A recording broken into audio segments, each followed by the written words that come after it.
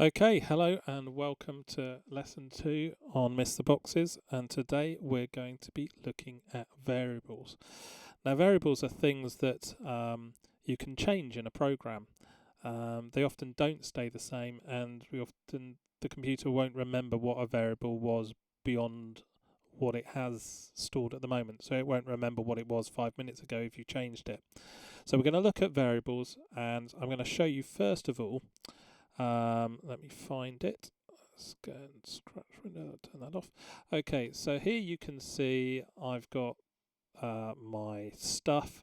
If you look in the year 5 class on Mr. Boxes, the studio Mr. Boxes, you'll find that there's something called year 5 supermarket. I might have changed it to year 5 supermarket start. Okay, so I'm going to just have a look at this demo here so that you can see it. And I want you to have a little bit of a play around with this. So I just want you to click on here and see what it says. So it says, well, good morning, welcome the year 5. So there's a bug there. To the year 5 supermarket, what is your name? So I'm going to say my name is Fred.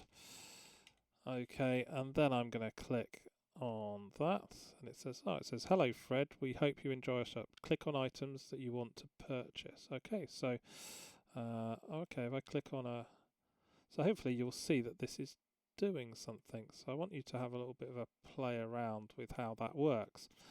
But this is basically using variables, okay? And what you can then do in a moment is I'd like you to sort of remix it and have a look inside and see if you can work out how it works. So we'll have a little bit of a discussion about that once you've had a little look and a play, okay, with what it's doing. And what I'd like you to be able to do is to see if you can add another item of food to the list, okay? Because at the moment, if I click the bananas go in the trolley, and it seems that some things change. I wonder if you could find another item that you could add, and then, there's a total here that goes up, so maybe you could have a little look and see if you can understand how it works and see if you can add something to it.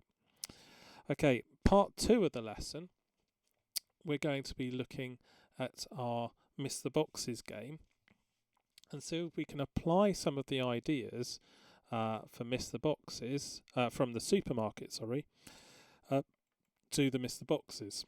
Okay, so I'm just going to look for my Miss the Boxes start demo here, which you should have worked on last time. I'm going to see inside. You'll probably have your own version now where you've been playing around and seeing what you can do. So hopefully when I do this, I didn't press the green flag. So when I do the green flag, it says you hit the box. Okay, that's fine. I think I probably need to put something in that's going to put it back to the beginning. So what I can say is I can put that in because I know those numbers are right. Because when I move them, you can see they change on the left here. Okay, so now I do that, and I think if I go down, just check it does that, you hit the box, and I think I could possibly actually say when you hit the box, I want to go back to that same start position. So I'm just going to duplicate that and put that in there, put that back there, and I think that will probably work. Okay, so let's try that again. So that's how it moves. Okay, you hit the box and it goes back. Now if I try and get to the yellow box now, over here, right, and I can, that's brilliant. So hopefully when I touch this, something should say hello, I think, and it says hello. So that could be the end of the level. So that's sort of where you should have got to maybe last time. Now, what I want to do now is I want to look at how to put in a score. Okay, so I want to see how we can now use our ideas of variables to make a scoring system. Okay, so if we look down the left hand side here, I've got motion, look, sound, events, and I've also got control, I've got sensing, I've got operators, and I've got variables. So variables is what we're going to look at. Now I haven't got any variables there at the moment, so I'm going to click on make a variable, and I'm going to call that score for the moment. You want to make your variable names really quite descriptive for what it is. So if I'd got 2 players, I might call this player 1 score and another one player 2 score. But as there's only one, I think I can call it just score. All right. So what I want to happen now is I want to start making it so that maybe I start off with 10 points. Okay. So if you look here, I can say set the score to something. So I can go over here and go, okay, well, when this is clicked, why don't I put set score to not 0, let's make that 10. Okay, so I can now set the score to 10, click on that, and you can see the score's 10. Brilliant. I might want to put the score and move this over there. That's fine as well. So I can move around. But when I touch the red box, it just says you hit the box, and it doesn't say you lost a point or something. So if I look down here, well, what's happening? I've got set the score to 10. I've then go to the start, and then I've got this forever loop. So if touching the colour red, and remember we sampled that, we sampled the colours in each of these. If you've forgotten, you use this tool here, and then go and sample the colour just like that. So I've got that. You hit the box. So what I could do is I say, okay, so if I hit the box, I want the score to go down by 1. So I want this to say not change by 1, but -1. So let's have a look and see whether that works. Okay, so now, okay, you hit the box. Okay, and it did put the score down by 1, which is good. All right, so I could do again, and my score has gone down to 8, which is fantastic. So that's working, which is brilliant. Okay, so that's all working. So I guess if I touch the gold here, the yellow, I guess I want to maybe gain 10 points. So very simple. I can now maybe use this change. Okay, and I can put there. Actually, I'm going to just see what this show variable score does. I think it's show variable score. I wonder if I click on this, does it hide it? Okay, so I can actually switch these on and off, which is quite useful. Learn something new. Okay, so I don't want to change the score by 1. I want to change the score by 10. So now, if I run it, I should be able to get my character to lose a point. I probably ought to change that to say you hit the box, you've lost a point. Oh, nearly went in. Okay, let's see if I can get to the yellow and see whether I can add that in. Okay, yep, it says hello, and my score has gone up to 19. Oh, okay, I've got a bit of an error there, haven't I? Because my score's going up whilst I'm sitting on it, so I might need to have a look here and then see what happens. I probably need to maybe move him back to the beginning, or maybe we could look at having another level maybe. But you can see if I just have him sitting there, he's just going to constantly add points, which is good if you're the player. Okay, so that explains how you can do that. The next thing I'd like you to do is have a look and see if you can create a block called the block of doom. So I'm just going to create one here because I want to add a little bit of excitement. So I'm just going to create a block. Now, if you notice there's this crosshair in the middle, and I'm going to just draw a block and I'm going to make it black. Okay, there it is.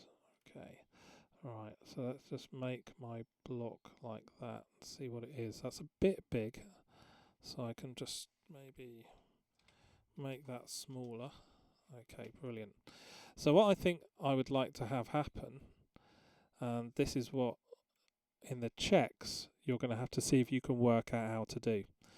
Okay, I want it to be moving from here and like a sentry going backwards and forwards. Now, one of the things I do know how to do, if I go onto my block of doom here and go to the code, I guess I could use some events here. So when it's clicked, I could use this motion and say, well, okay, go to this position, the position it's in, And then I wonder if I could do some sort of loop, a forever loop, that will move it. Maybe, I wonder if I could do this. If I could put it to there, and I could tell it to glide maybe. Glide 1 second to that. So maybe do that, okay. And then I could maybe have it going down here and take one of my other glides in here. And then I suppose I could have it back again. And I'm just saying where I want it to go. And do that. So now when I run it,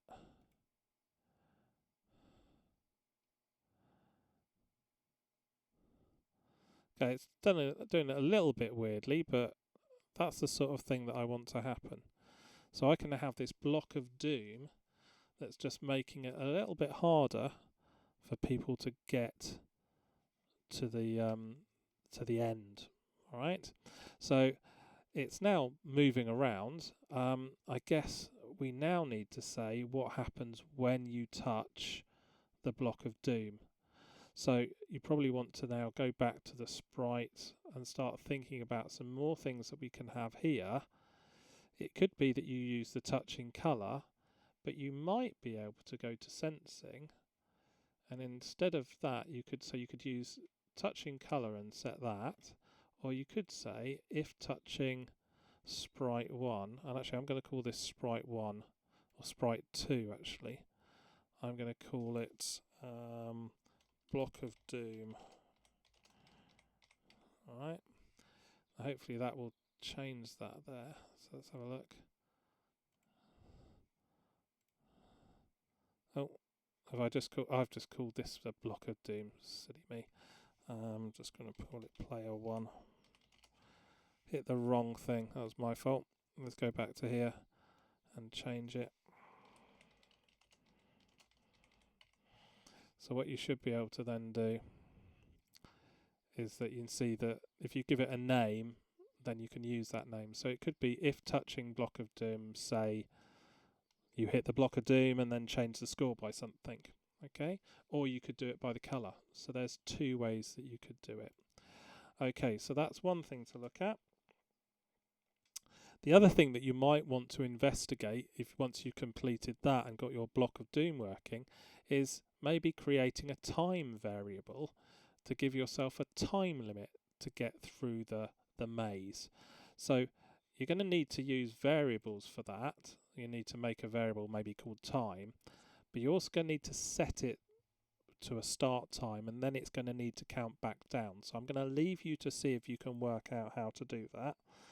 And finally, once you've got there, you might have another look at the supermarket project, and you can see that I got the computer to ask me my name.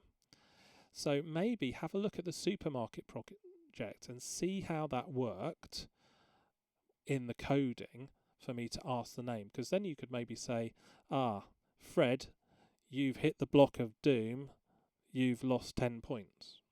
Okay, so you can maybe personalize it and make your game a little bit more interactive and get the player so the game knows who's playing. Okay, so I'm going to let you get on with using variables to see if we can improve our games. Alright, so I'm going to let you get on with that, and I will see you in the lesson.